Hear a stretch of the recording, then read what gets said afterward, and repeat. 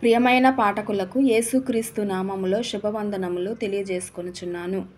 ప్రియులారా, క్రైస్తవులమైన మనము ప్రతిదినము ఒక అధ్యాయము దేవుని వాక్యము చదువుట మన జీవితములకు, మన కుటుంబములకు ఎంతో దీవెనకరము, ఆశీర్వాదకరము. కావున ఈరోజు మనము మత్తయి సువార్త 6వ అధ్యాయము చదువుకుందాము.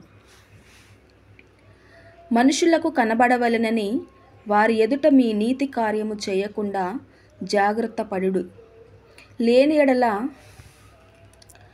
పరలోకమందున్న మీ తండ్రి యొద్ద మీరు ఫలము పొందరు. కావున నీవు ధర్మము చేయునప్పుడు మనుష్యుల వలన ఘనత నొందవలెనని వేషధారులు సమాజ మందిరములలోను వీధులలోను చేయులాగున నీ ముందర బోర ఊదింపవద్దు. వారు తమ ఫలము పొందియున్నారని నిశ్చయముగా మీతో చెప్పుచున్నాను. నీవైతే ధర్మము చేయునప్పుడు నీ ధర్మము రహస్యముగా నుండు నిమిత్తము నీ కుడి చెయ్యి చేయునది నీ ఎడమ చేతికి తెలియక ఉండవలెను.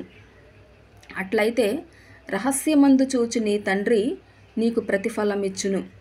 మరియు మీరు ప్రార్థన చేయునప్పుడు వేషధారుల వలె ఉండవద్దు.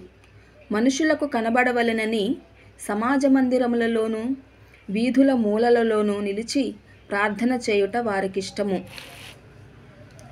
వారు తమ ఫలము పొందియున్నారని నిశ్చయముగా మీతో చెప్పుచున్నాను. నీవు ప్రార్థన చేయునప్పుడు నీ గదిలోనికి వెళ్ళి తలుపు వేసి రహస్యమందున నీ తండ్రికి ప్రార్థన చేయుము. అప్పుడు రహస్యమందు చూచు నీ తండ్రి నీకు ప్రతిఫలమిచ్చును. మరియు మీరు ప్రార్థన చేయునప్పుడు అన్యజనుల వలె వ్యర్థమైన మాటలు వచింపవద్దు. విస్తరించి మాటలాడుట వలన తమ మనవి వినబడునని వారు తలంచుచున్నారు. మీరు వారి వలె ఉండకుడి. మీరు మీ తండ్రిని అడుగక మునిపే మీకు అక్కరగా ఉన్నవేవో ఆయనకు తెలియును. కాబట్టి మీరు ఇలాగూ ప్రార్థన చేయుడి. పరలోకమందున్న మా తండ్రి, నీ నామము పరిశుద్ధపరచబడునుగాక. నీ రాజ్యము వచ్చుగాక.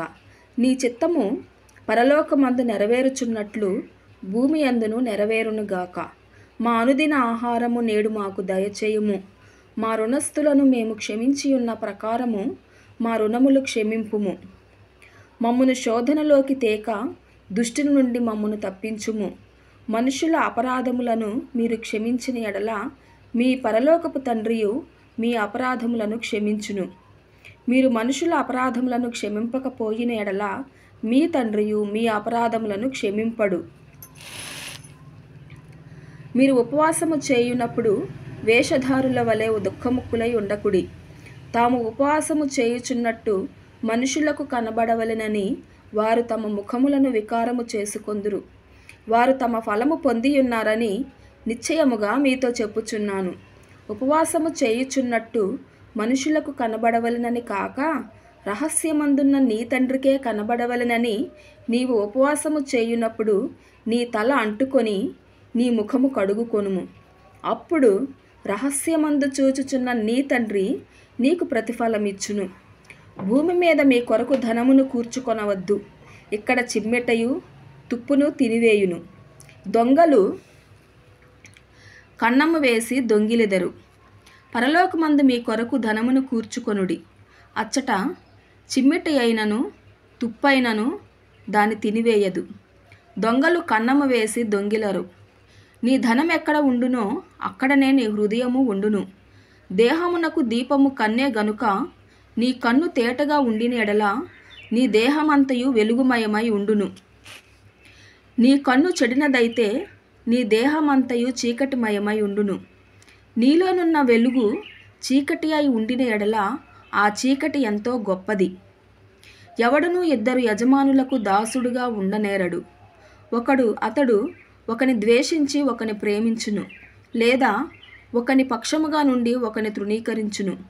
మీరు దేవునికిని సిరికిని దాసులుగా ఉండనేరరు. అందువలన నేను మీతో చెప్పునదేమనగా, ఏమి తిందుమో ఏమి త్రాగుదుమో అని మీ ప్రాణమును గూర్చి అయినను, ఏమి ధరించుకొందుమో అని మీ దేహమును గూర్చి అయినను చింతింపకుడి. ఆహారము కంటే ప్రాణమును, వస్త్రము కంటే దేహమును గొప్పవి కావా? ఆకాశ పక్షులను చూడుడి, అవి విత్తవు, కోయవు, కొట్లలో కూర్చుకొనవు. అయినను మీ పరలోకపు తండ్రి వాటిని పోషించుచున్నాడు.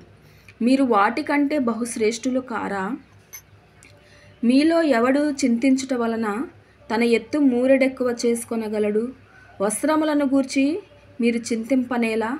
అడవి పువ్వులు ఎలాగూ నెదుగుచున్నవో ఆలోచించుడి. అవి కష్టపడవు, వడకవు. అయినను తన సమస్త వైభవముతో కూడిన సొలొమోను సహితము వీటిలో ఒకదాని వలెనైనను అలంకరింపబడలేదు. నేడుండి రేపు పొయ్యిలో వేయబడు అడవి గడ్డిని దేవుడు ఇలాగు అలంకరించిన ఎడల, అల్ప విశ్వాసులారా, మీకు మరి నిశ్చయముగా వస్త్రములు ధరింపజేయును గదా. కాబట్టి ఏమి తిందుమో, ఏమి త్రాగుదుమో, ఏమి ధరించుకొందుమో అని చింతింపకుడి. అన్యజనులు వీటన్నిటి విషయమై విచారింతురు. ఇవన్నీ మీకు కావలెనని మీ పరలోకపు తండ్రికి తెలియను. కాబట్టి మీరు ఆయన రాజ్యమును, నీతిని మొదట వెదకుడి, అప్పుడు అవన్నీ మీకు అనుగ్రహింపబడును. రేపటిని గూర్చి చింతింపకుడి. రేపటి దినము దాని సంగతులను గూర్చి చింతించును. ఏ నాటికీడు ఆ నాటికి చాలును. దేవుడు ఈ వాక్యమును దీవించునుగాక. ఆమెన్. ప్రియమైన పాఠకులందరూ కూడాను ఈ వాక్యము మీకు నచ్చినట్లయితే ఈ యొక్క ఛానల్ను సబ్స్క్రైబ్ చేసుకొని లైక్ చేయమని మనవి చేసుకొనుచున్నాను. ఆమెన్.